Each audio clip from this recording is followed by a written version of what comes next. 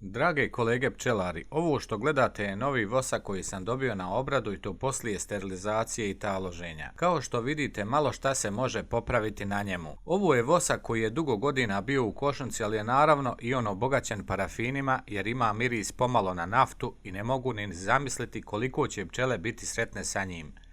Nažalost, ovaj pčelar boljeg voska nema da im ponudi osim ovoga koji je već bio kod njih i koji je morao pretopiti, ali malo šta se na njemu može popraviti. Kako se sa voskom bavim od neke 96. godine, mogu vam reći da mi je veoma mnogo voska prošlo kroz ruke do danas. Pomalo stičem utisak ili me to pojedini pokušavaju uvjeriti da nam pčele počinju sve više lučiti parafin umjesto voska. Ovaj zaključak sam stekao jer mnogi se kunu čak u djecu da nisu ništa stavljali u vosak i ja se trudim da im vjerujem na riječ i onda dolazim do zaključka da to pčele same počinju lučiti parafin i razne masnoće. To znači da smo na pragu nove ere. Pčele smo promijenili toliko da će uskoro osim meda moći da nam proizvode i naftu, što će biti veoma dobro jer svjetske zalihe se smanjuju. Ne znam da li ćete se složiti sa mnom. Ne morate, naravno. Ja nisam institut da analiziram vosak, ali su zato pčele najmjerodavnije, a ja samo znam ono što vidim, a što pokušavam i vama pokazati, htjeli vi to vidjeti ili ne. Do vas je. Obratite pažnju na vosak, to je satne osnove koje gurate na silu pčelama u košnicu i tjerate ih da budu ono što nisu. One ne mogu prerađivati naftu i ostale otpadne sirovine koje nam uporno pokušavaju predstaviti kao nešto dobro, to jest odlično za pčele. Da vas ne bih više smarao sa negativnim stvarima, danas sam odlučio pokazati vam čisti pčelni vosak od zaperaka, kakav je, kako se ponaša i kako izgleda, da makar vizuelno možete izvršiti poređenje sa nečim što svakodnevno viđate, koji je na oko 100 puta privlačnije nego ono što je pravo kao što to čine sa gotovo svime. Na snimku vidite i uporedni snimak voska kakav bi trebao da bude i kod svih pčelara, ali nažalost to je trenutno nemoguće. Ima ovakav tamni ili sličan vosak u košnicama jer vidim šta većina donosi na preradu, iako ima izuzetaka naravno koji se godinama bore za čist vosak, ali je takvih relativno mali broj. Danas ću vam pokazati vosak koji pjeva, kako kaže i moj kolega. Radi se o 100% čistom vosku koji dolazi sa mog pčelnjaka od mojih pčela. I vidimo kako on izgleda. Svaki prirodni vosak mora imati ovo bijelo po sebi ako malo duže staji. To je jedan od znakova da se radi o čistom i dobrom vosku. Ukoliko ovoga nema da pobijeli, postoji mogućnost da ima u sebi kojekakvih parafina i drugih otrova. Ako pogledate ova dva komada koja na oko nisu baš nešto, znajte da je ovo 100% čisti vosak od zaperaka. Danas ćemo vidjeti kako se ovaj vosak topi, kako se ponaša u loncu, kakav je na presi i kako pjeva, kako sam već rekao.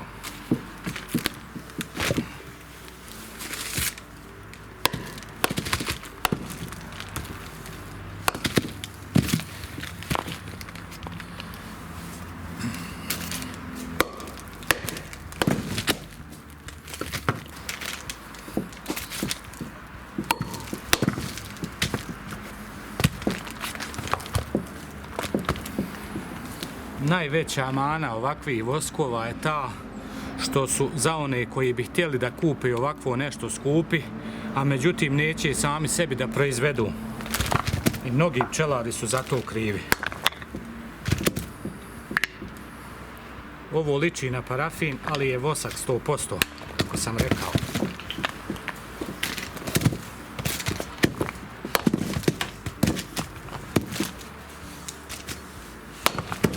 Ono što možete primijetiti je da prilikom laganog udarca taj vosak se lako lomi i puca na nekoliko komada, dok to sa voskom koji je obogaćen parafinom nije slučaj.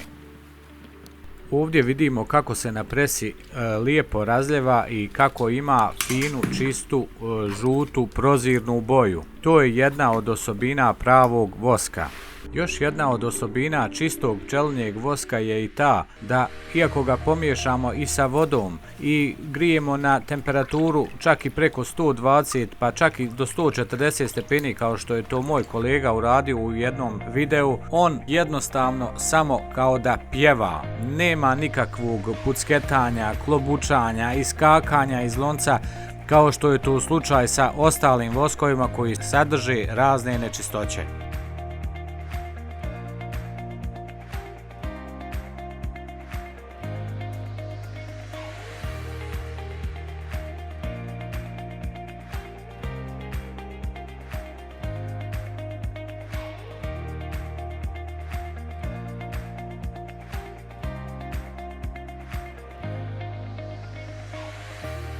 Kao ulje. Možda će vam smiješno zvučati, ali rad sa voskom 100% pčelinjim, čistim od bilo kakvih dodataka je pravo zadovoljstvo i baš se čini kao da vosak pjeva. U razgovoru sa jednim kolegom pčelarem reče mi da je kupovao neke satne osnove koje mu pčele dobro izvlače, dok na moj upit da li imao sa čime da uporedi izvlačenje tih satnih osnova sa čistim prirodnim pčelinjim voskom, nije mi mogao odgovoriti. Šta to znači u praksi? Pa za onoga ko razumije, to znači da ukoliko niste vidjeli kako pčele rade, to jest izvlače ćelije na čistim satnim osnovama, ne možete znati koliko neki vosak, to jest satne osnove, pčele dobro prihvataju, jer ne poredite ih ni sa čime osim sa najlošijim, jer većina je zadovoljna ako ih pčele ikako prihvataju, jer ih porede samo sa onim najgorim smećem po kojima pčele neće ni da hodaju, a kamoli da ih rade. To nije dobra usporedba, jer porediti nešto samo sa najlošijim nije dobar način rada ni u čemu, pa ni u pčelarstvu. Trebamo se porediti sa najboljima između nas, a ne sa najlošijima. Ja barem tako razmišljam. Isto tako u razgovoru sa pčelarima koji nikada nisu napravili svoju pogaču za pčele, čujem kako hvale kupovne pogače i kažu kako ih pčele dobro troše, a nikada nisu dodali pčelama svoju pogaču sa medom i smatram da svako takvo poređenje nema smisla. Međutim, ako je samim pčelarima lakše da tako gledaju na sva dešavanja u pčelarstvu, ja nisam protiv. Samo bih volio zbog samih pčela da pokušate nešto bolje napraviti, da ne potpadate pod uticaj čak i pojedinih predavača koji tvrde da je sve u pčelarstvu pronađeno i da se ništa ne može promijeniti na bolje. Ako bi slušali takve osobe, mi bi još bili u kamenom dobu i igrali se po pećinama.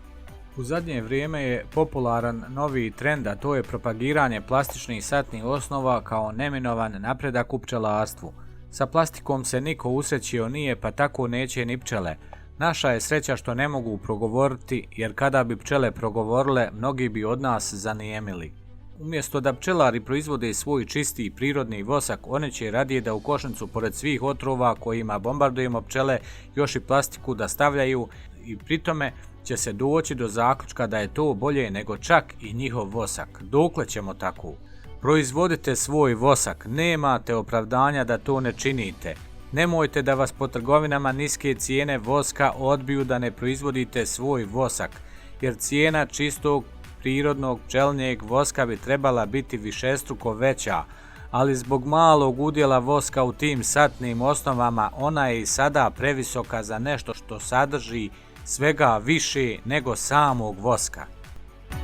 Čisti pčelinji vosak se upotrebljava u dosta proizvoda za ljudsku upotrebu, za razne pomade, kreme, mehleme, ruževe za usne i nemojte dozvoliti da u budućnosti nemamo čistog pčelinjeg voska, već da moramo za te pripravke koristiti parafin, koji je, kako svi znamo, ponajviše dobar, ali samo za svijeće. O vosku bih vam mogao pričati danima koliko je važan kako za pčelu, ali isto tako i za pčelara. Mnogi mu ne posvećuju dovoljno pažnje i imaju velikih problema, a imat će i sve dotle dok ne progledaju svojim očima. Izvinjavam se na malo dužem videu, ali šta god pokušam da skratim, čini mi se da sam najvažnije preskočio. Još jednom zahvaljujem svima na podršci, a posebno onima koji su se pretplatili na kanal, kao i onima što lajkaju moje videe, a također i onima što dislajkaju moj video, jer me nadahnjuju da još bolje pokušavam objasniti pčelarima gdje griješe, jer i ja sam na svojim greškama se učio i skupo to plaćao, tako da ne pravi iste greške koje sam ja napravio. Medno i do sljedećeg videa.